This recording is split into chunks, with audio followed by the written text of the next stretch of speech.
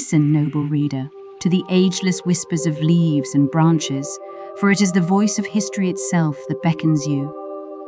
Our people since very long paid attention to the words of the ancients of lore, keepers of wisdom, and guardians of secrets. With heavy hearts, the druids of the claw gathered the ashes of the oldest of the trees, Nordu, victim to the merciless fires of Ragnaros on Mount Hyjal, its wisdom and memory reduced to embers. The honorable Chronicler of Lore, Melidra Skygazer, who venerated the ancient tree and to whom I was apprentice, met a valiant end amidst the conflagration that devoured the library of Darnassus, while striving to preserve the tomes that held the secrets of bygone eras. It is now my charge to carry the torch of lore and history, to continue the sacred task of documenting the chronicles of the world. With each step I take alongside the heroes who shape the destiny of Azeroth, I endeavor to unravel the great mysteries that enshroud this realm. Only through knowledge we can prevent the repetition of the mistakes made in the past, and we will be ready to face the challenges ahead.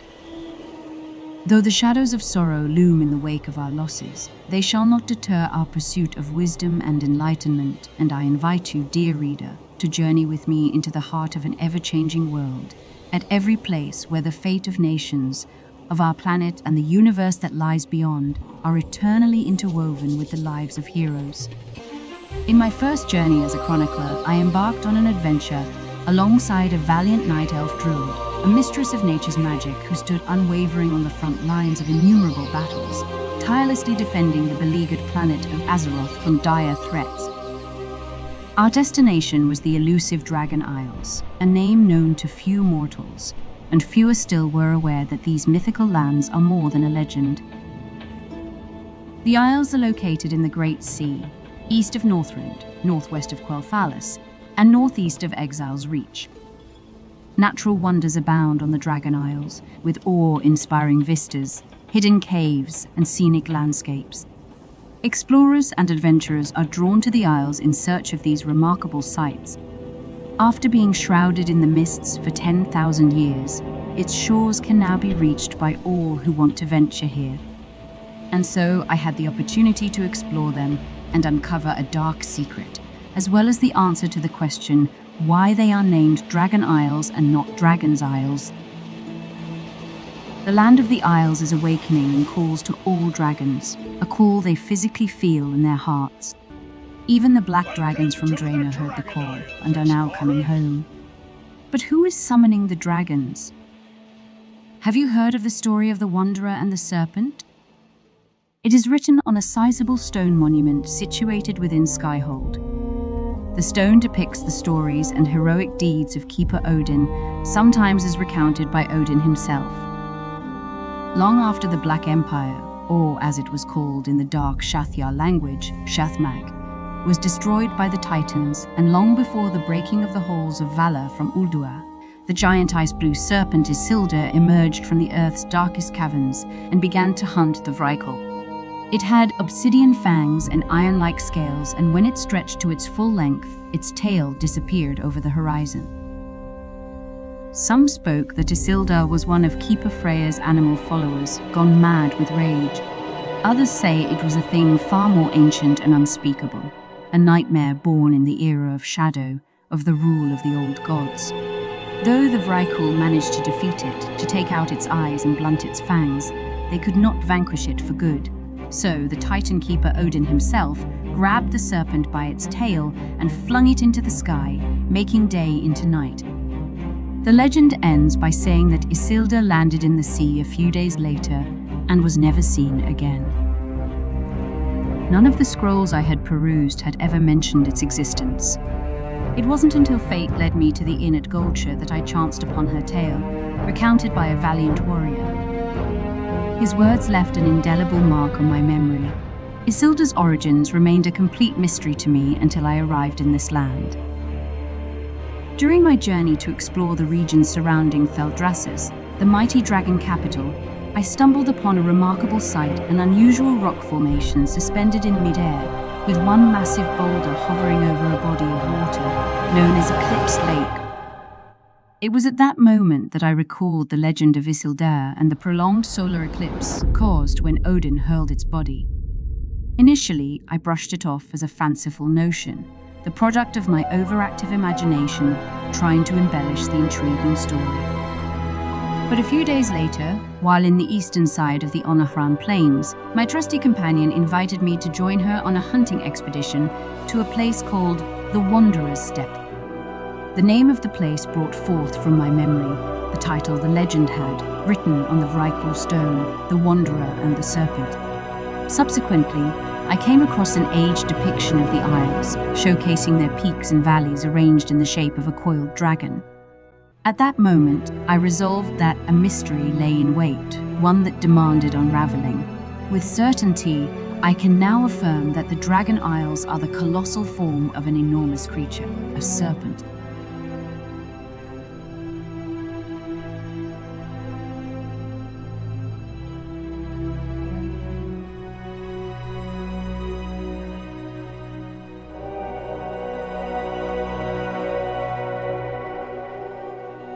The skull of the giant is on the Forbidden Reach, an isle situated off the shoreline of the Dragon Isles and shaped by Neltharion the Earth Warder to function as a training ground for his elite warriors, the Drakthir. However, after a catastrophic battle, the island has remained in a state of hibernation and neglect for countless ages, only to be reawakened when an ancient adversary's resurgence prompted Nosdormu to bring the Drakthir to life once more.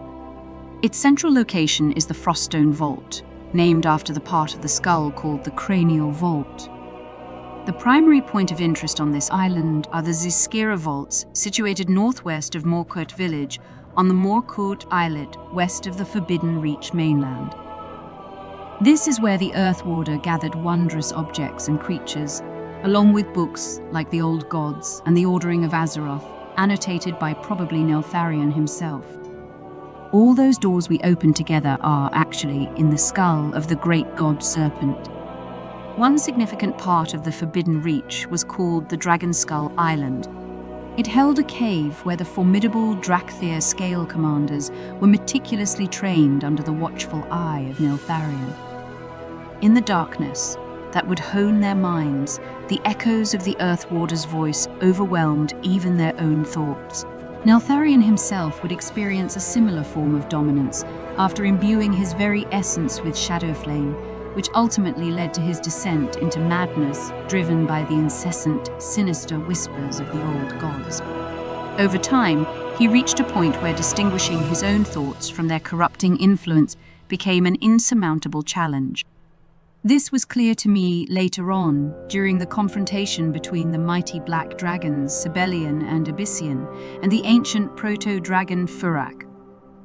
Engulfed in a terrifying shroud of dark fire called Shadow Flame, this primal incarnate enemy of the dragon aspects was talking as if an unseen presence whispered secrets into his ears. It was not his words that sent shivers down my spine, but seeing how quickly he succumbed to the nefarious influence, I understood the terrible torment the Earth Warder must have endured and what a powerful and insidious enemy this unknown entity might be. Upon venturing into the cave located on the Dragon Skull Island alongside Scale Commander Emberthal and interacting with the forbidden memoirs laying on the floor of the grotto, we could hear the haunting voice of Neltharion, fervently demanding unwavering obedience and loyalty to his soldiers. Inside the cave, we found the spectral remains of 3 Scale Commanders who had failed their training, a testament to the many who perished in this unforgiving place. As they attacked us in their skeletal forms, the champion and the Scale Commander had to put them to rest. On the northwestern shore of Forbidden Reach, on the islet's skyward watch, we found a Titan Watcher called Maiden of Discernment. Her name, coupled with her Titan-forged nature, strongly suggests a connection to the Pantheon and their keepers. She seems to oversee the discernment of the fallen giant. The role played by this particular Titan Watcher is reminiscent of the Maiden of Vitality in Sholazar Basin on the continent of Northrend, who monitors Azeroth's vital signs in a chamber where you can hear the rhythmic beating of her heart. In the eastern part of the Forbidden Reach, near Dragonskull Island, a distinctive encounter awaits adventurers, Mad Eye Carry, one of the pirates that came to plunder this newfound lands. Weirdly, his location aligns with where I suspect was one of the Serpent's eyes. Later, I will demonstrate to you, dear reader, that the frontal part of the Serpent's head exists on a separate landmass. A profound rift bisects the Forbidden Reach, dividing it from left to right. Here, the colossal Serpent's spine begins, with the majestic peaks of Frosted Spine and the old Wern grounds. The neck of the Serpent extends further, leading to the Veiled Ossuary, which serves as a dragon graveyard. Just as in Northrend, where dragons found their final resting place near the mighty bones of Galakrond, the creature they falsely hail as the father of dragons, these creatures come to the Veiled Ossuary for their eternal repose. There are indications that this serpentine creature might have possessed wings. 4 places with similar names seem to allude to this possibility: Winglord's Perch to the west, Talon's Watch in the southwest, Talon Lord's Perch on the eastern side of the Forbidden Reach Isles, and Wingrest on the Waking Shore. As for the heart of this colossal serpent, it is located beneath and around the capital city of Valdrakken, within Thaldraszus.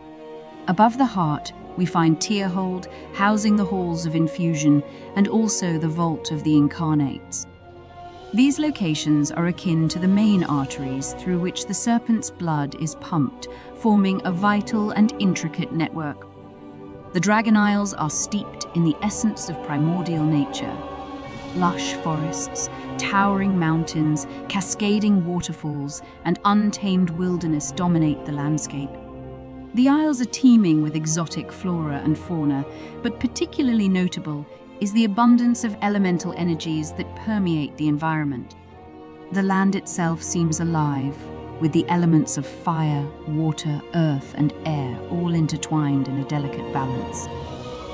In one of the books describing the Isles, it is written, "The waters flowing through Thaldraszus' aqueducts come from the wellspring of eternity beneath Tyrhold, and the waters are in fact Azeroth's lifeblood." I was also told that on the Dragon Isles, the rivers line the land like veins of the world. In my travels around the Isles, I found storm dragons in only one place, the Stormshroud Peak south of Valdrakken. Valdrakken, where the seat of the heart is, probably means storm dragon because in the language the keepers speak, the Valajar are the storm warriors. Here, the continuous electrical charges are produced by the electrical stimulus regularly generated by the sinoatrial node of the heart of the serpent god.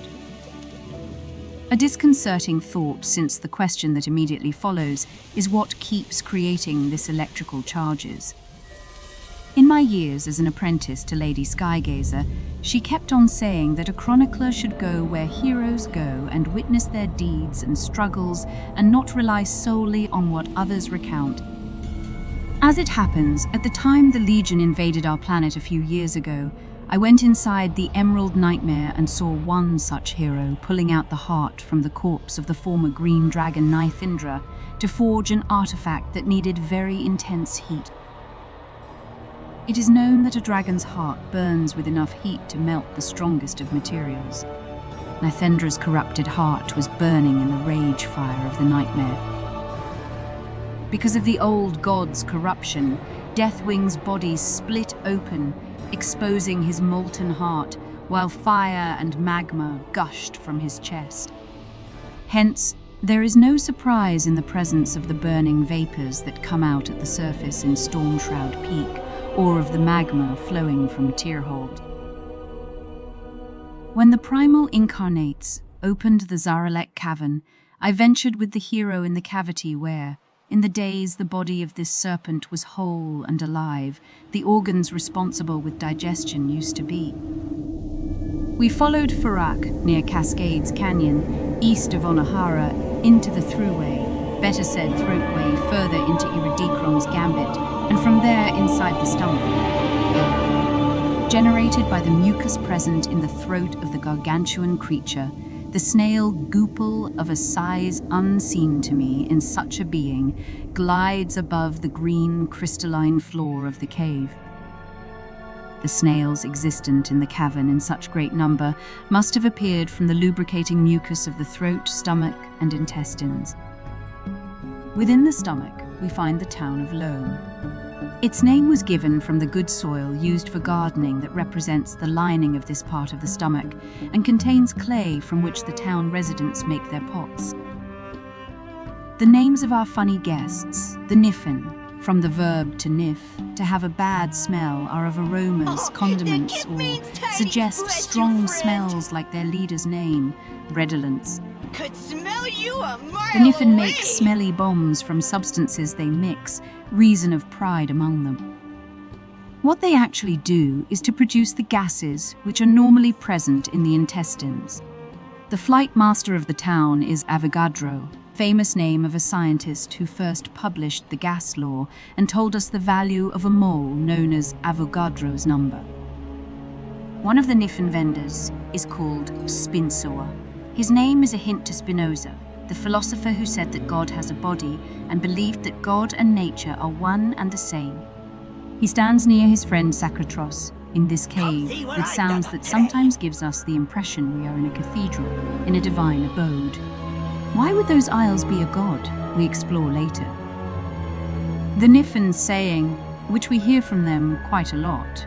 Buddy system, don't wander off alone. Along with the quest, the buddy system that the valiant adventurer was assigned to complete actually refer to the body, the anatomical part of the stomach. The presence of acidic liquid in the sulfur wastes was very useful to disintegrate the proteins that Neltharion's dreadful experiments were generating. The sulfur is the replacement for hydrochloric acid that is produced in the stomachs of ordinary creatures.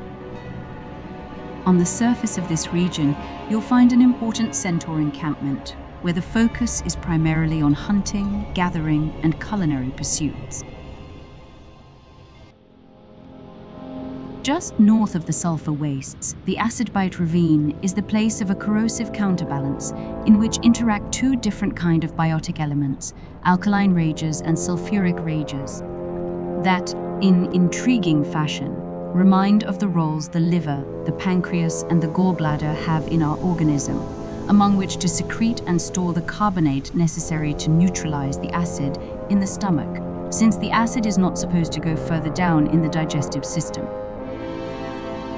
While scouting in this area, the hero found guanite, which is a powdery stone purported to have incredible potential as a reagent for crafting explosives. Guanite comes from the substance called guanidine, which is a carbonate and is used to make explosives. The diligent Niffin of Zaralek Cavern meticulously collect salts from the cave's unique environment, incorporating them into their secret recipes for exotic concoctions. The minerals they gather from the stomach of the serpent god are salts resulted from the digestion process. The Zakali caldera and the obsidian citadel are where the liver laid.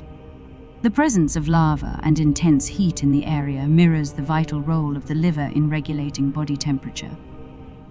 The practice is conducted by the Jaradine, these half-giant elementals native to the waking shores and enemies of the dragons, disrupt the harmonious balance within the biosystem of the caldera. Their use of fire magic is shaping the earth and magma, which is their very blood. While channeling this magic into the elements, they created a sinister elemental that they named the Fury of the Caldera. This formidable being emerged as the earth strived to counteract the influence of shadow flame-infused magma. As I frantically attempted to flee upon its summoning, I inadvertently dropped some of my written scrolls, which were consumed by the flames as the fury rapidly approached. Fortuitously, my accompanying adventurer, displaying unwavering bravery, confronted the monstrous fury, ensuring my escape. Although I spent the entire night reconstructing my lost scrolls, I found solace in the event's profound symbolism. The disturbances found in the caldera perfectly mirrored the liver's pivotal role in sustaining a delicate equilibrium of glucose and insulin within the body, and shows that this body, though probably dead for many thousands of years, has still kept shadows of its functions alive. Furthermore, outside of the Zaralek Cavern, on the location where the caldera is underground, are the Genesis Falls, majestic cascades of water that tumble from great heights, forming a series of crystalline, glistening streams that flow into the sea. The name Genesis aptly conveys the primal and life-affirming essence of this place. It signifies not only the creation and renewal of life, but also shows that this was once a living organism, with the liver as the main source of energy.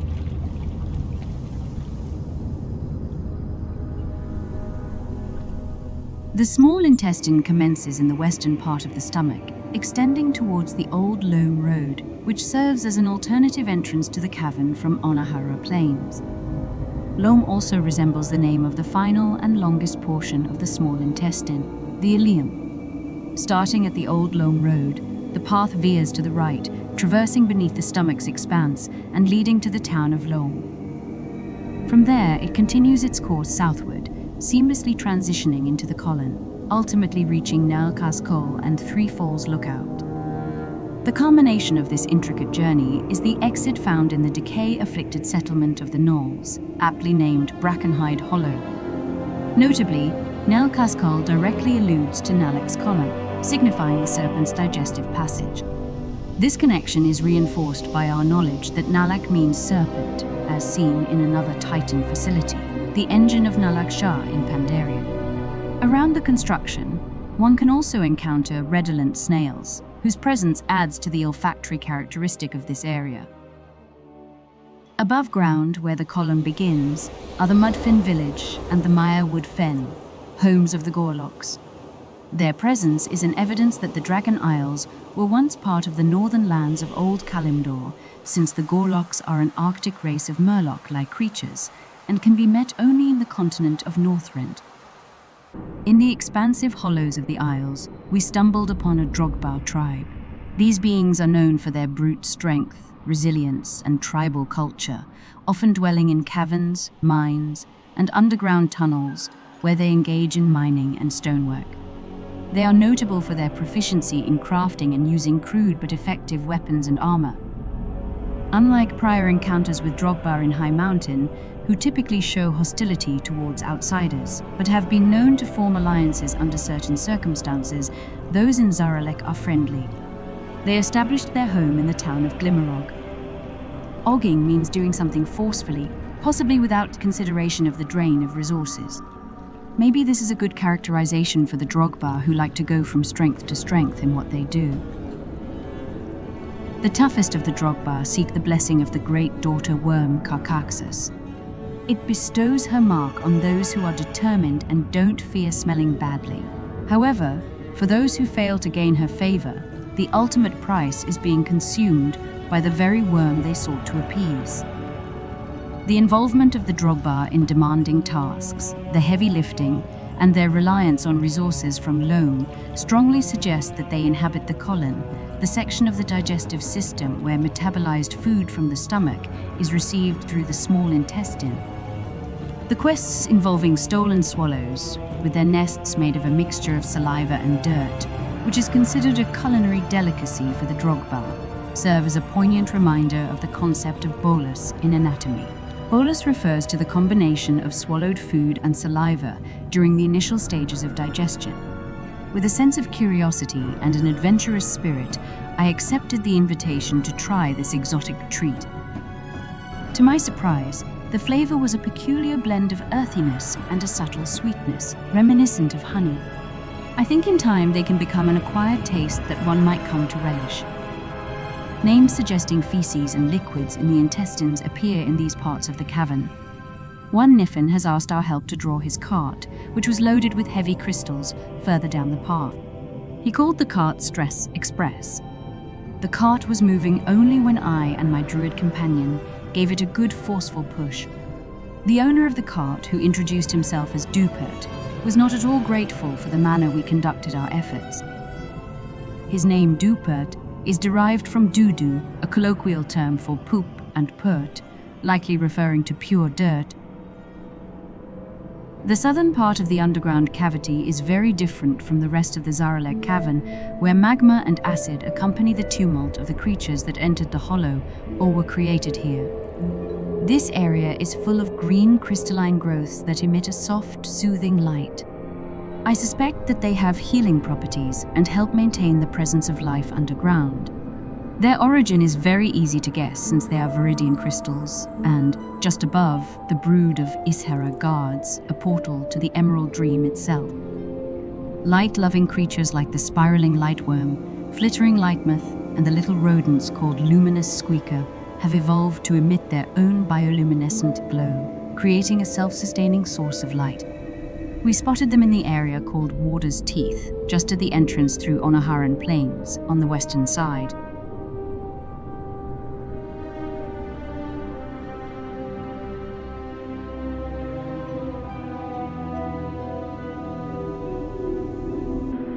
After a long journey that led us through deep caves and verdant pastures where big snails with colorful shells graze on the diverse flora that litters the floor of the cave, we began our walk back to the Niffin town. We stopped on the way to fill our water bladders.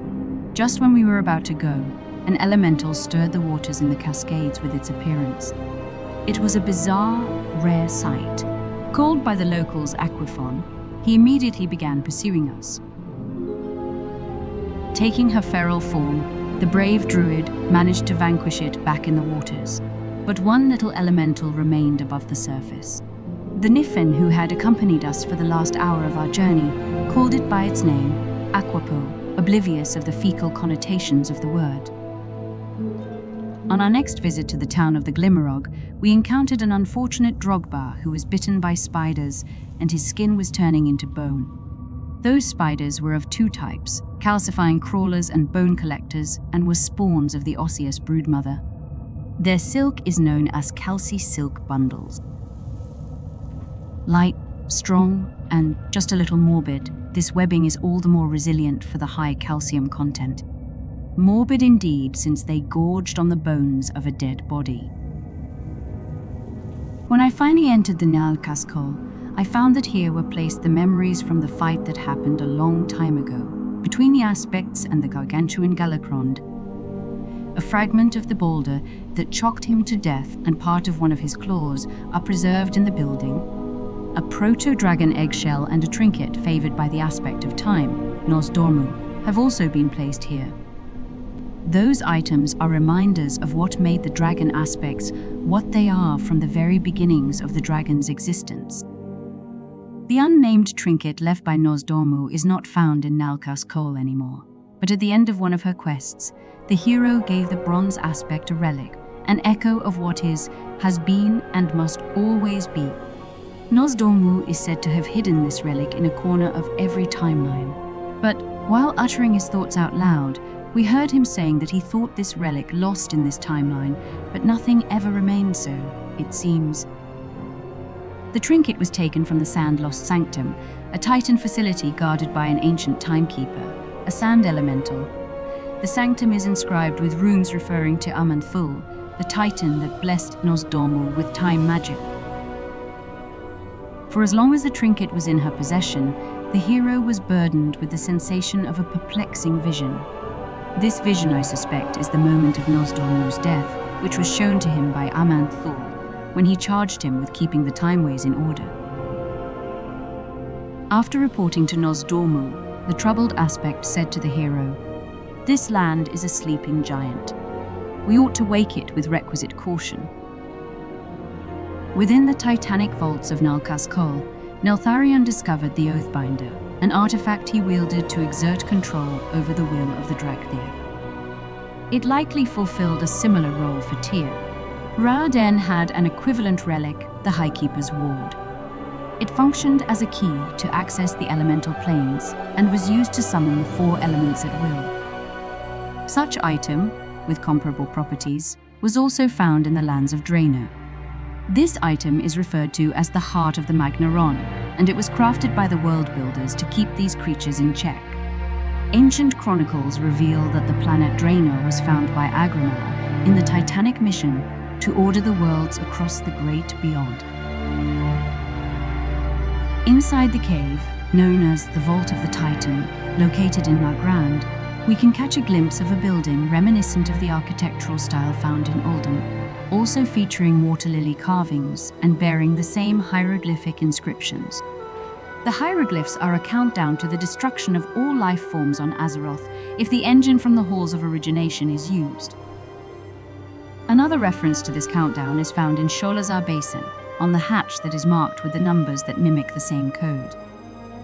This being said, I think that Draenor had its own Halls of Origination, and that those kind of facilities could have been used to trigger an origination of the planet, but also one of just an entire zone, as the Tol'vir did in the war with Li Shen.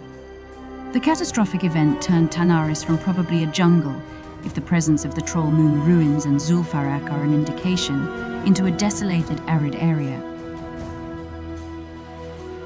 Returning to my recount of what I experienced on the Dragon Isles, I will continue to bring more evidence to my thesis that those isles are the body of a serpent.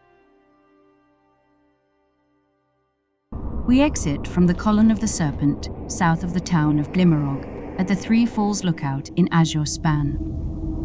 Due to the snake's anatomical structure, where a single opening serves as the meeting point for both excretory and reproductive passages, the exit to the south of the cavern has been aptly named Three Falls. It appears that the diggers who established their camp here had the misfortune of discovering what they believed to be an ancient sewer, and they barely managed to escape a not-so-dignifying death. East of Three Falls, there is Brackenhide Waterhole and Brackenhide Hollow, sources of decay and home of the gnolls. The decay magic they use made them a dangerous enemy for all creatures. Guided by their leader Decatriarch Rathai, they threaten to spread their dark magic in the entire region. The Azure Span are the place where the kidneys of the colossal serpentine creature that perished above these lands used to be. If in the kidneys of a person there is not enough liquid, then you will find in its urine crystals in tiny pieces that collect and form masses, looking like sand or small stones, as we see in the conflux of time area.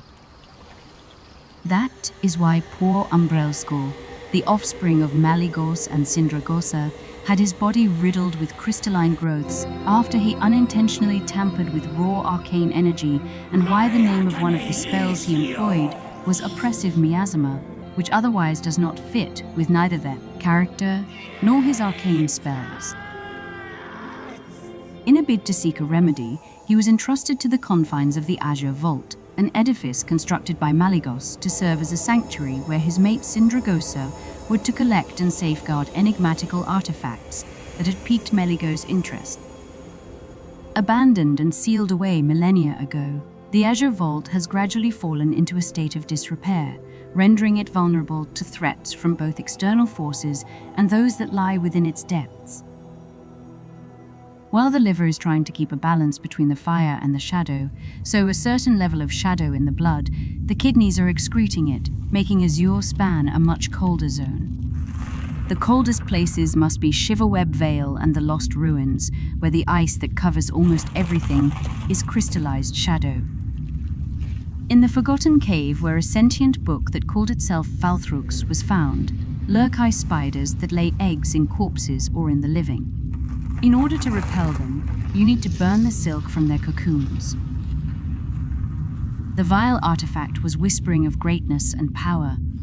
Later on, my companion confessed to me that while hearing its enticing whispers, she had the same foreboding sensation as in Aberrus when Neltharion, impersonated by a faceless one, servant of the old gods, was tempting Sibelian and Rathion to embrace the powers that doomed their father and almost destroyed all Azeroth.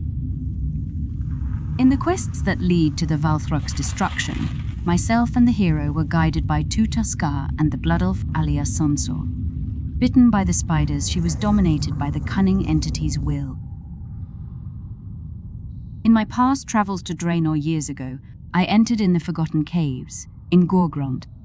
They were also full of spiders, and by a group of pale orcs. The pale, loathsome beings harbor an intense aversion to the light and for everything that embodies goodness and holiness. They skulk beneath the earth's surface, weaving nefarious schemes against the innocent and those who reside above ground. One of them, shaped and twisted by their sinister sorceries, the dire pale orc Gorg, the host, was bellowing in anguish while enormous spiders were crawling over his body. whispers slithering behind my eyes. This is the destiny that befalls those who succumb to the embrace of the shadow. The dragonspawn that once inhabited the lost ruins descended into a deadly struggle among themselves, all driven by their relentless desire for the Valthrux artifact. The sinister whispers of the relic are extending their baleful influence to the sundred flame Drakthir that made camp in the area, leading them down the path of corruption and compelling them to seek out its whereabouts. Yet, in their quest to locate Valthrux, they require a whispering shard as an essential key to unlocking its mystery. The shard was held by the corrupted ice elemental Edivix, the custodian of the artifact that warns us to stay away from it.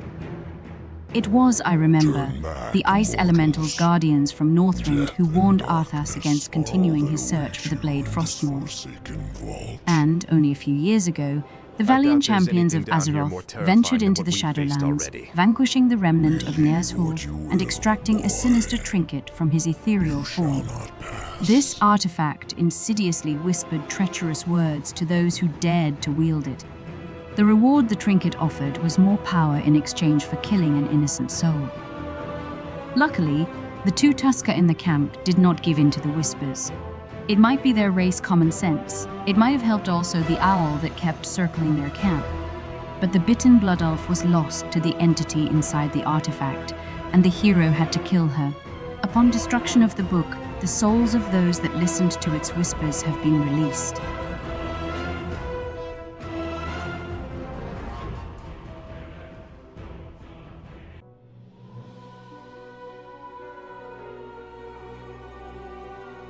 We go further with our anatomy of the Isles.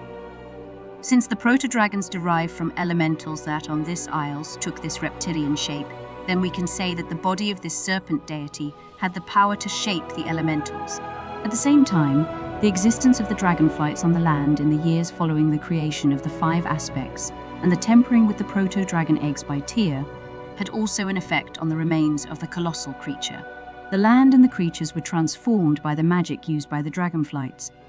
For example, in the Zaralek cavern, the snails are clearly suffused with each flight's specific magic. Would certain parts of the deity's body be more appropriate to the kind of magic required by a certain flight? The magics harnessed by the dragonflights and the enigmatic properties of the deity's corporeal form appear to share a symbiotic relationship. Each influences the other in a continuous circular magical dance. Nestled in the southeastern reaches of Thaldraszus, the temporal conflux serves as the focal point for the bronze dragonflight's vigilant oversight of the timeways. The builded structure must be located on a major intersection of ley lines. Those ley lines might be what give the bronze dragons the power to jump from timeline to timeline. While the brain serves as the central timekeeper, responsible with time perception and regulation of the internal clock of the organism, the adrenal glands are the guardians of this internal clock. They allow the body to embrace the flow of time, transitioning seamlessly between the vigor of day and the restfulness of night. In my opinion, this is why the temporal conflux was constructed above the kidneys, on the place where once have been the adrenal glands of the serpent god, and the link to the major blood vessels that once fed them with the vital fluid is made through the passage of time that connects Thaldraszus and the temporal conflux. While the temporal conflux is a significant focal point for the bronze dragonflight's timekeeping efforts, the true nexus of the Leydine's confluence is not found beneath it. Instead, this enigmatic location can be found at the foremost part of the serpent deity's colossal head, situated within the Eastern Kingdoms. This site holds immense significance for the troll race, as it was the ground they held sacred.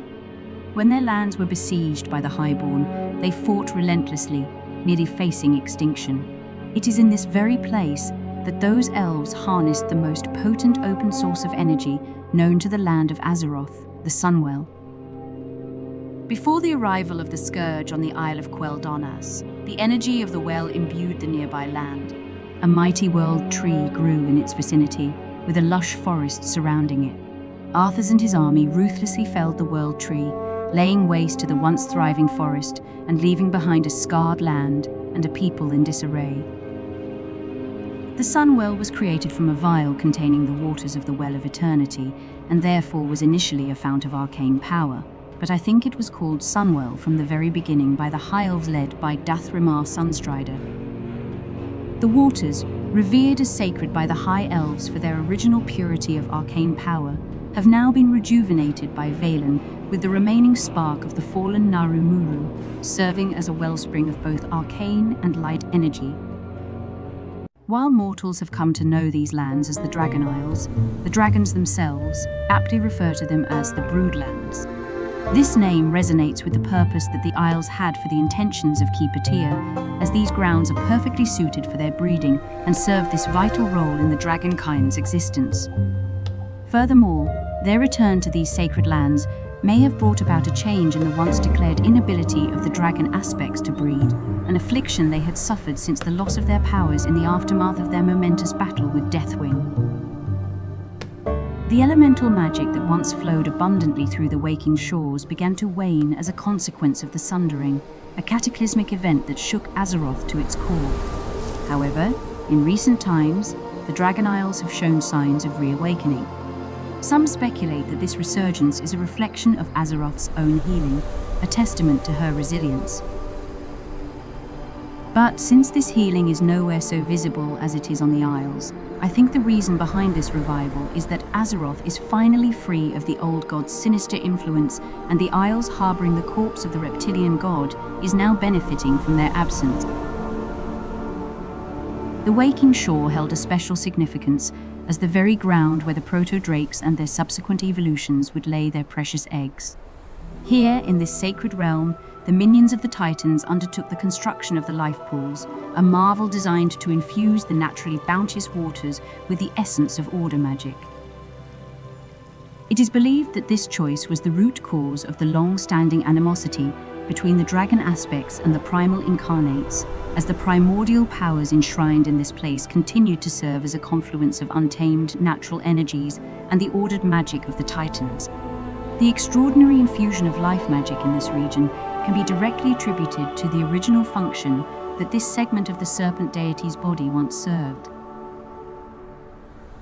As the first gonad of this enigmatic serpentine creature, it is no coincidence that the red dragonflight chose to make their home on this sacred grounds.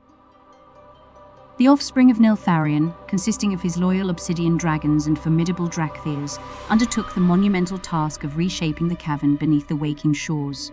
Their efforts transformed the cavern into its current form, with its extensive volcanic mountain range. This ambitious endeavor was carried out as a dedication to their master, a tribute to the power and dominion they inherited from Neltharion. Some of the cruel experiments made here were led by Professor in Gastronomic Alchemy, Gastronax ex emeritus of Algirthar Academy. In the underground town of Glimmerog, a peculiar and lively race unfolds, orchestrated by the Drogba residents. Their cherished pastime features a unique breed of snails, known for their crystalline shells that glimmer in the dim cavern's light. These snails are a prized possession among the Drogba, who even name the creatures. The Niffins actively participate in this spectacle. They eagerly gather around the racetrack, cheering on their favorite snail contenders. Visitors from all corners of the cavern come to witness this quirky event, placing bets on which snail will emerge victorious. As the race begins, the spectators are handed small vials of mucus, collected from the slime that spawns in the cavern, which they can throw onto the track. These droplets of viscous goo create a slippery trail, giving their favored snails a chance to gain a competitive edge. The slime used is taken from the amniotic oozes and the zymotes, which are remnants of Neltharion's ambitious quest to create his ultimate and perfected soldiers. My companion chose her favorite snail, and the organizer instructed her in how to win the race. Every snail trainer knows that it's all about the goo, the slime, the mucus.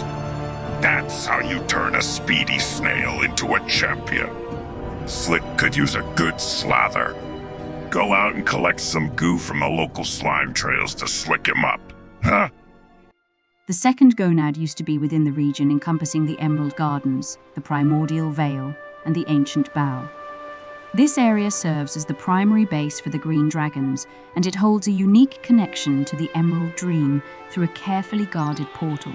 The nature magic emanating from this portal diffuses into the surrounding land, nurturing and encouraging life to flourish in this verdant expanse. Within Zaralek Cavern, adept herbalists have gathered spores from the unique lambent herbs native to this region. These spores are incorporated into various alchemical concoctions designed to serve diverse purposes, such as amplifying decay, inflicting harm, invigorating, or facilitating healing for the wounded. The spores adhere to the herbalist and, upon coming into contact with the dust extracted from the metamorphic ores, which are uniquely located within the cavern, they become propagated. The herbalists gave me the following explanation. It seems that, despite the intense heat and pressure under which the ores were created, they contain living spores. The dust of the ore is the perfect medium for the propagation. If a lambent herb becomes overloaded with propagated spores, a skulking spore creature will emerge from the plant and attempt to flee, leaving Zaralek glow spores in its wake. Those creatures are walking mushrooms and look very much alike the mushrooms found at the blood font below Atulaman in Voldun, the spawning place of Mithrax the Unraveler, a monstrous creature in service of the old gods. In my view, the occurrences of sentient walking mushrooms in various locations, such as Voldun, where blood magic and the influence of the old gods hold sway, the Crimson Forest in Drustvar, a region marked by the dark sorcery of the Drust, Ardenweald, the enchanting domain of the Night Fae, and Zaralek Cavern, a cavity formed inside the petrified body of a god, can be ascribed to the unique magic inherent in these respective areas. The spore mounds, entities of plant origin, much akin to the old gods, emerged in an alternate version of the planet we knew as Outland, the native world of the orcs. They wove their influence throughout the realm with the dispersal of spores. Also, as our heroes dared to venture into the foreboding carapace of Azeroth, a peculiar defense mechanism lay in wait. Deep within the carapace, in the locus of the infinite truths, mycelial growth sprang forth, inflicting grievous harm upon his attackers and increasing the damage done by the fury of Azeroth. In the depths of Zaralek Cavern, certain fungi grow their mycelium directly into the viridian crystals, seemingly drawing sustenance from the life magic concealed within. Even when their mushrooms are severed, the mycelium persists within the crystal, fostering the growth of new mushrooms. While on a quest to catalogue the creatures living in the cavern, a hint of looming shadow from beneath the aisles emerged when a huge, shadowy deepstrider could be seen wandering within the cave. Moreover, in the recesses of Deep Hollow Lake, the famed three-eyed fish, linked with the chilliest and most obscure waters, contributes to the mystery and ominous atmosphere enveloping this location. On a tranquil afternoon, a friendly group of island visitors extended an invitation for a delightful rendezvous at the Hissing Grotto, a dive bar located in the northwestern Waking Shores. As the others reveled in the merriment, I must admit that a disquieting sensation washed over me. There was an uncanny familiarity in the ambience that harkened back to the Dark Moon Fair, which, as popular as it is among some Azerothians, is marked by the nefarious influence of the old gods and by an even more sinister presence. By the shore, near the Hissing Grotto, peculiar creatures known as bubble jellies, resembling squids, gracefully traverse the waters. They disperse a curious green substance while circling around the unsuspecting divers. Despite the noticeable presence of air bubbles rising from the depths, allowing the swimmers to breathe underwater, I hold a suspicion that the true cause of their transformation into the state of being bubble-filled is primarily due to the influence of the enigmatic bubble jellies. The fluorescent fluid, a remarkable substance that is excreted by the insects on the Dragon Isles, may very well be a biological component found in the skin of the serpentine creature, since it possesses potent healing properties and is naturally fluorescent, just like collagen. Among the insectoid races, the Scythid could be remnants of the Archaea, a mysterious and ancient species that had once migrated to Northrend from Silithus. Resembling a blend of mantid and crab, the Scythid potentially thrived in the skin of the god, subsisting on its remains, as evidenced by their presence alongside Enmites near deceased dragons. Certain areas within Zaralek Cavern, reachable solely through teleportation, host an exceptionally high concentration of Enmites. The lungs of this enigmatic serpentine deity were once at the place of the Onohran Plains. Over time, the ceaseless winds have visibly sculpted the landscape of this region, giving it a unique and awe-inspiring appearance. Here, the revered wild god bird, known as Onahra, a deity whose presence is woven into the stories of the centaurs and the high mountain tribe, tends to the souls of the departed. For those who might have questioned the distinct appearance of the sky in this region, it is a reflection of the very breath of the godlike creature.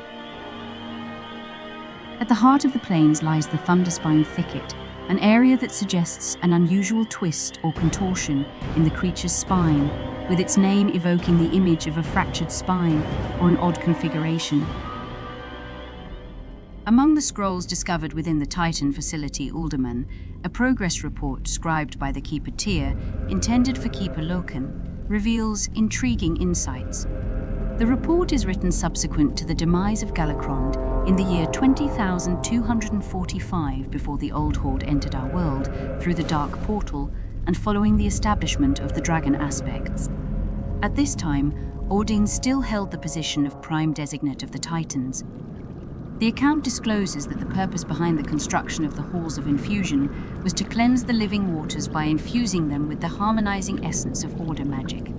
These waters had become contaminated with chaotic energies, the source of this malevolence being Yogg-Saron. The insidious taint was the cause for the transformative evolution of the proto-dragon Galakrond into the colossal behemoth that nearly plunged the world into a nightmarish epoch of decay and desolation. At the time of this report, Keeper Lorcan was investigating how Yogg-Saron corrupted the living waters, but as yet the result is unknown. Lorcan succumbed to the influence of the old god while overseeing the prison of Ulduar, where the eldritch entity was confined. Tyr's report alludes to the growing independence of the old god's essence, granted them newfound freedom of thought. The construction of the Halls of Infusion carried a dual purpose. Beyond its primary function, it aimed to subdue dragons resistant to aligning with the Titans' philosophies, fostering a more subservient disposition among the proto-dragons. No chronicler can faithfully document the past without seeking the expertise of the most accomplished archaeologists from both the Explorer League and the Reliquary. These inquisitive minds, driven by their insatiable curiosity and interest, journeyed also to the enigmatic Dragon Isles.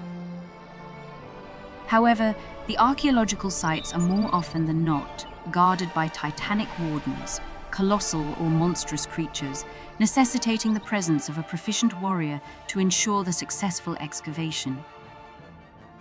On one such occasion, my druid companion was called upon to locate the necessary keys to unlock a sealed door of titanic origin, believed to safeguard invaluable artifacts of historical significance. 3 distinct keys were required to access the sealed chamber.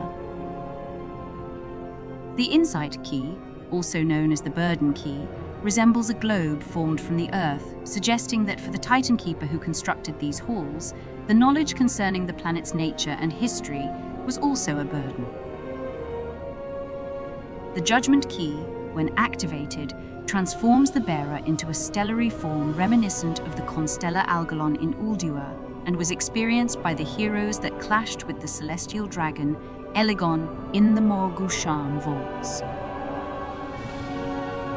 Taking into account the name of the key, the shifting into a stellary form by the user of the key, and that Elegon can be translated as order, I would say that the key signifies the task given by the Titans to the Keepers to safeguard the planet against corruption, and also to take all necessary actions in case those living above or below ground, in the air or in the water, are deemed beyond saving. The Vigilance key, manifesting as a titanic orb, adds a touch of humor to the situation as the Vigilant Watcher alerts with anomaly detected, engaging Defense Protocol Gamma, Theta, Phi, Omicron, which can be abbreviated as G, T, F, O. Upon opening the door, we entered the vault into the Hall of Samples, where some proto-dragons were held in stasis pods. Within the second chamber, a discovery of great significance awaited. 5 mysterious pods, each of which projected a holographic image of the revered dragon aspects. Given what we found behind this closed door, I would theorize that Keeper Tyr was studying not only the evolution of the proto-dragons and of the dragons, but those creatures were observed for signs of rebellion or maybe even corruption. The Titan Keeper Tyr was cataloguing the life cycle and the potency of the proto-dragons and the shifts in their characteristics as a result of the interaction of their genetic material with the environment they lived in. The proto-dragons possess a remarkable capacity to completely alter their elemental affinity, a feature that distinguishes them from other beings in the world of Azeroth. The enigmatic primal incarnates are proto-dragons of superior intellect who master the magical properties of the elements and are intrinsically connected to the elemental aspects of creation. The dragon aspects draw their power from distinct sources of magic: nature, life, time, arcane, and earth. In Neltharion's case, his role transcended that of an elemental steward. He was a guardian of the earth, holding dominion over the deep recesses of Azeroth, and so he was the most susceptible to find its secrets hidden in the darkest caverns. While the causes of their initial evolution are not well stated, the transformation of the 5 dragons in the aspects of Azeroth is not presented as a long process, but the immediate result of titanic intervention. I think they have been empowered not to protect the world and its inhabitants, but to make sure they defended the world the Titans and their minions were building, according to Order ideology. While Tyr, who stood as the strongest among the Titanic Watchers, used to reside at the Temple of Order in Ulduar, Odin, the Keeper named Prime Designate by the Titans, tends to lean towards more drastic measures when it comes to the evolution of life on our planet, viewing life as inherently chaotic. His objection to Tyr's idea to empower the proto-dragons was what led to the breaking of the Halls of Valor from Ulduar. This event happened between the year the aspects were granted power and Loken's betrayal 230 years later, after he assumed the role of Prime Designate and fell under the influence of Yogg-Saron.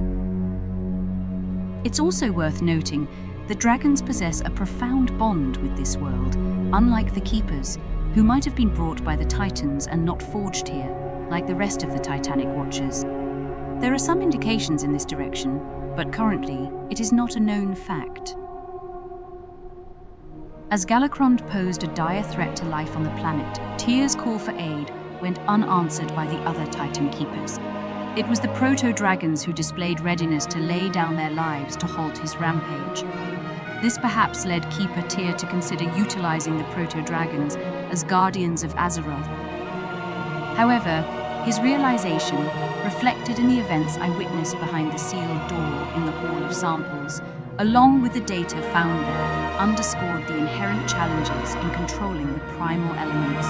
The confined Earth proto-dragons tried to escape on 3 separate occasions from the containment sphere, and the fire proto-dragons had more attempts to outbreak than all the others combined. The unyielding stone chunk found within the hardened deposits on the Isles hints at the formidable and unpredictable nature of these elements. Some of these sapient ancient proto-dragons rejected the Titan's gift and chose instead to reconnect with their primal essence, embracing the elemental energies intrinsic to their beings. This dissenting faction, led by Iridikron, Furak, Razageth, and Viranoth, defied Keeper Tyr's authority and requested his exile from the Isles. However, their demand was met with refusal by the aspects. It was Iridikron who uncovered the method allowing proto-dragons to imbue themselves with elemental powers, thus transforming into the primal incarnates. Furak the Blazing, Razageth the Storm Eater, and Iridikron the Stone Scale. Furak took charge of the rebels' proto-dragons, forming the Primalists. Sensing impending danger, Neltharion took action, creating the Drakthir and preparing for war. His prudence proved warranted when, following an alliance offer from Iridikron, the Jarradin launched a preemptive strike. In response, Neltharion's forces engaged the enemy. The assault of the Jarradin was strengthened by Razageth before being ensnared by Neltharion with the aid of the Void.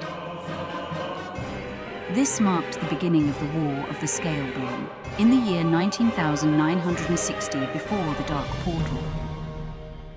Following Rasageth's imprisonment and the discovery of the Aspect's treachery in stealing primal dragon eggs to be infused with Order magic, Viranoth finally accepted to join the Primalists' forces and became Viranoth, the Frozen Heart. Apparently, Alexstrasza only agreed to steal the eggs from their parents because she was afraid that Keeper Tyr would banish the Aspects from the home the Dragonflights had built on the Isles, take the powers they were gifted with, or even kill them. Viranoth challenged Alexstrasza to a duel, but she was defeated and imprisoned in the Vault of the Incarnates.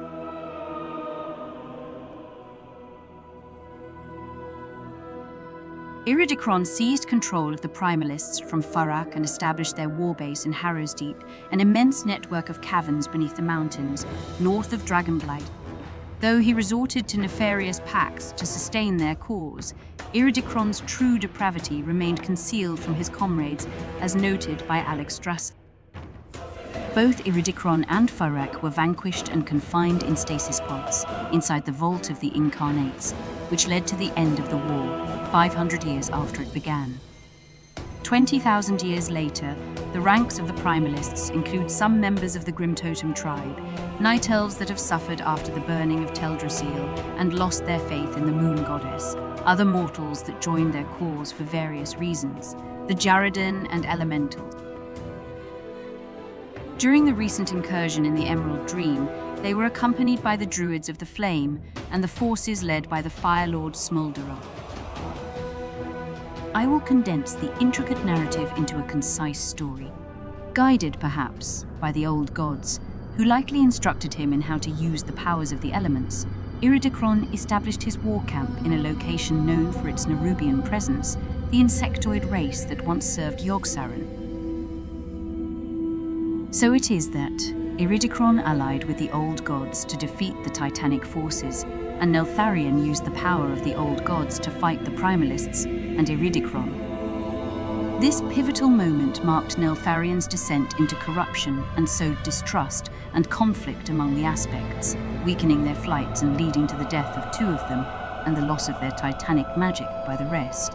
That is, if we disregard the transformation of Nosdormu into Murozond. The proto-dragons descend from the elements that avoided the imprisonment in the elemental plane. Some of these beings are likely to be firehawks for two compelling reasons. First, dragons, with their strong connection to fire, exhibit a unique affinity for the element. Second, the transformation of Elisri, a green dragon infused with fire by the Druids of the Flame, purified and reborn as a firehawk, an elemental, not a fire dragon or something of the sort.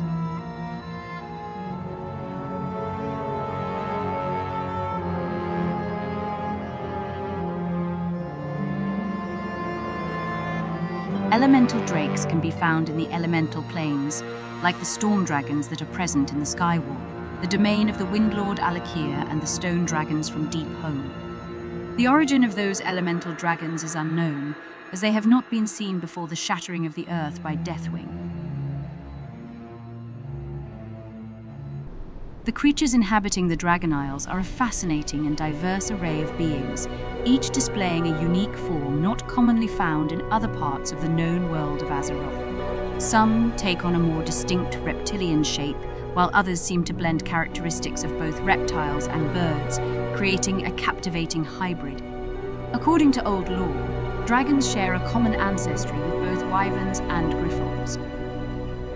As such, the wilder drakes resemble the wyverns, and the velocidrakes have similar features as the pterodax, or predatory birds. Additionally, there are those that appear as a striking fusion between dragons and stags, an intriguing combination of attributes. What's particularly notable is that many of the creatures found on these isles exhibit unmistakable draconic features. The Hornswogs are frog-like dragonkin, and the distinctive striders dwelling in the Zaralek Cavern showcase reptilian snouts, hinting to the inherent connection between the isles and the dragonkind. On those isles, the fringes between different species and forms blur, and nature's creativity knows no bounds. Two other forms of dragonkind live among the dragons. The draconid who underwent a transformation from Tarasek, a reptilian species native to the Dragon Isles, elevated by the dragon aspects in a manner akin to the Titan's elevation of proto-dragons into dragons, using various methods with different level of success. And the dragon spawn who are beings with a semi-humanoid, dragon-like appearance. They originated as mortals who underwent transformation through their service to dragons, either through deliberate alteration, as the Refti were to serve the Titan forged for a better relation with the dragons, or as an unintended consequence of spending time with dragons. Both these forms of dragonkin can lay eggs and have children of their own. The rare ore known as Khazgorit, mined from Cerevit and draconium ore, was formed in the process of shaping and ordering life on the Dragon Isles. It is probable that the Titan forged employed here the hammer of Khazgoroth. The accounts of Hull High Mountain, wielding the legendary hammer to banish Deathwing from the broken isles in the elemental plane, and to purify the black dragon egg from which Ebonhorn emerged, provide a remarkable insight into how was used this pillar of creation during the Titan's rule over Azeroth. Furthermore, the information I was given by Nablia, a Titan watcher from Ungurul, revealed the existence of various life forms in the region prior to the arrival of her master, the Titan Khazgoroth, who conducted experiments upon them. These revelations are raising questions about the mysteries that lie within the intricate designs of the Titans. The emergence of the dragon aspects sparks a range of compelling inquiries regarding the elements and rituals employed in their empowerment. One notable question is the extent to which titanic magic played a role versus the contribution of Azeroth's innate magical essence in the entire process. In the making of the aspect of magic, Kalek goes, an embrace of the two moons was needed. The Titans, that is said to have blessed the first 5 aspects, were not present. The two moons' blessing might be needed just for the leader of the Blues, since he is the aspect of magic, and is my opinion that it is the two moons together that have brought the magic into the world. While I may be considered youthful among my kin, I am a seasoned traveller, and I had roamed the vast continents and explored countless regions of Azeroth. In my travels, I encountered the following races of serpent-like people: the Naga, who were once transformed by N'Zoth from elves; the serpentine minions of Ragnaros, bearing an uncanny resemblance to the Naga, so it is possible their true form was changed by the influence of an old god; the Slith, typically trolls who revere a serpent lower; and the Sethrak, inhabitants of the desolate Voldun desert, devoted to the serpent Loa Sethralis. The serpent people called Refti, whom I met on the Dragon Isles, are said to be crafted by Keeper Tyr in the likeness of dragons themselves to coexist harmoniously with dragonkind. A serpentine discovery was made within the eastern caverns of Zaralek. Winding slitherdrakes, an almost wild beast dragon-like race, were being captured by the draconids still faithful to Neltharion. A result of the experiments conducted in Neltharion's secret laboratory, those slitherdrakes were saved by the advancing forces of the dragon aspects. With their sinuous serpentine bodies that undulate with an almost hypnotic grace as they move, these drakes feel at home in the depths of the earth and the far reaches of the sky. Their wings, while not as expansive as those of traditional dragons, enable them to glide gracefully, and their sharp claws allow them to traverse the most treacherous terrain. From all dragonkind, they are the most resembling to the cloud serpents that fly in the skies of Pandaria. A persistent, unverified rumor circulated regarding the capital of the ice troll Drakari Empire, known as Gundrak, where eyewitness accounts claim to have glimpsed the massive tail of a serpent winding near the ancient walls. This enigmatic sighting fueled speculation, with some engaging in debates over the notion that this serpent was actually an old god. What I am trying to prove to you, honourable reader, is something that the crabs of Leval Rock Island know already. While in the Roasted Ram, an inn in the city of Valdraken, and enjoying a cup of a drink that became quickly one of my favorites, the dragon spittle, I happened to overheard a conversation between 3 draconids. They were sharing their impressions on an island situated southeast of the Azure Span, inhabited by crabs with a strange behavior. Emboldened by curiosity, I asked the druid champion to accompany me in searching this piece of land. We found it next day and used the hours left to dusk to observe what was happening. Crabs of different sizes were scuttling about with dragon bones on top of their carapace. The Leval scuttlers were wearing skulls, the Leval spine shells were wearing vertebrae, and the biggest crab, like a crustacean god, let's name it Crustos Teo, had a big dragon skull covering his body. Crustos Teo took us by surprise when we entered a small cave located in the middle of the island, with a series of raped pinches and more seriously with his fire attack. After escaping the stolen flame of Crustos Teo, we returned safely to Valdraken. For some reason, the words of Sargeras to the other Titans, at the seat of Pantheon, came into my mind. That which you have stolen will be your undoing. Musing on that thought, I remembered the quirky adventures one warrior had to pass through to retrieve the skull of a dead Tauren, stolen from her grave by a group of kobolds. Hiding inside the caves of High Mountain, the Blue Axe kobolds desecrated the remains of the long-time deceased hero that fought the darkness of the old gods alongside spirit walker Ebonhorn, to be used by their leaders as skull for bossing around. Now, I find myself considering that this game of mask on, mask off held significance for these rat-like people. The most powerful member of the High Mountain Tauren tribe, Ebonhorn, was not in fact a Tauren, but rather the Black Dragon Abyssian.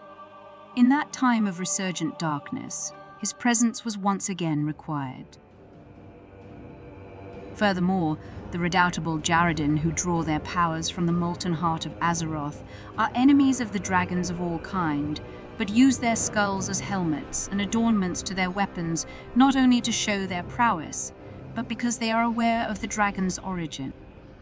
As for the crabs of Leval Rock Island, they are masquerading the dragons of the Isles and their godparent that lies right under their feet. There is no secret on the Isles now that the townsfolks of Loam have a very keen sense of smell and are fond of making powerful incense. Elder Honeypelt, a monster hunter, taught the ever-helping druid to make a concoction that smelled like Kith spirit. For that, she needed snail slime, bugs, and crystals.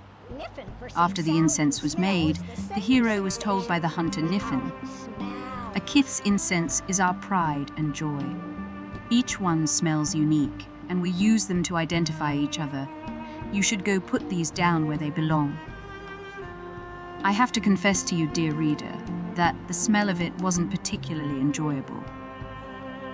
The words of this monster hunter reminded me how Keeper Tyr found his death 20,000 years ago.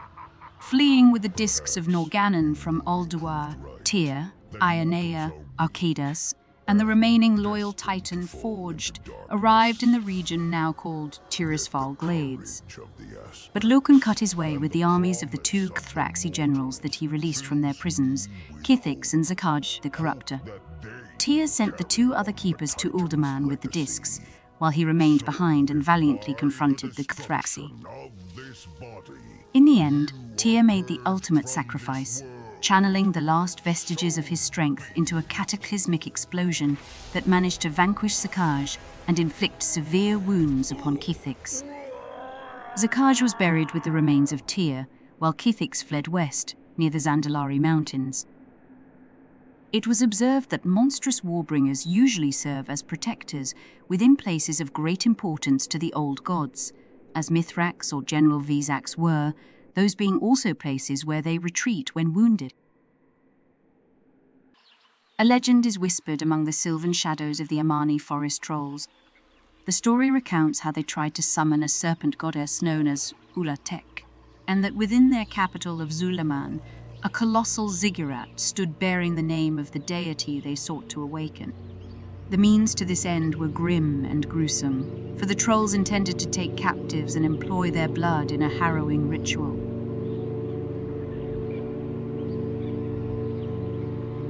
I propose that the Dragon Isles are the petrified body of a serpent goddess, and the anatomical details I have provided demonstrate this to be true. In weaving together legend and tale, one can affirm that she was known by the trolls as Ulatek and by the titanic masters of this realm as Isilda. And from details of the story written by the Valajar, the Serpent and the Wanderer, I have brought the following arguments. The region named the Wanderer's Step, which refers to Odin and has the shape of a gigantic foot. The Eclipse Lake, which reminds how the body of the serpent obscured the light of the day when it was thrown by the keeper, and the rocks suspended in the air above and near the lake were formed when the serpent crashed on the ground. Another proof is the fact that these lands were already separated of the main continent before the implosion of the Well of Eternity, but they are shown as belonging to the continent of Azeroth on the map of the Black Empire drawn in the Chronicles. And therefore, the Serpentine goddess was killed after the defeat of the old gods, as written in the Valajar story. Another argument is Iridikron himself. His body contains probably iridescent ore, hence the name of this proto-dragon. And he is not the only creature having this metallic component inside the body. The harpies and the large birds of the Dragon Isles have iridescent plumes. Therefore they exhibit, just like iridium, a display of colors that produces a rainbow effect. Iridium is a chemical element that is rarely found on the surface of the Earth, having a high concentration in meteorites or in the areas that were hit by a massive extraterrestrial object.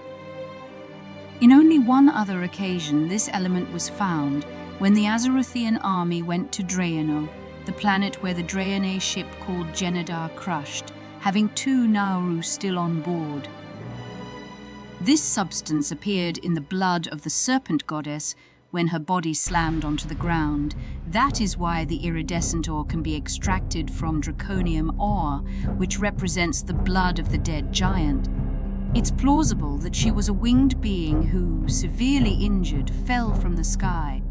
This makes the Valajar story not entirely true, but it might be that Odin threw her in the air. Regardless, her descent did coincide with an eclipse.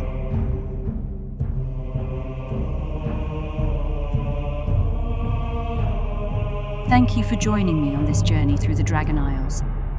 That concludes the first part of our exploration into their intriguing nature. In the next chapter, we'll delve into some lesser-known secrets and attempt to uncover the origins and legacy of Isildur.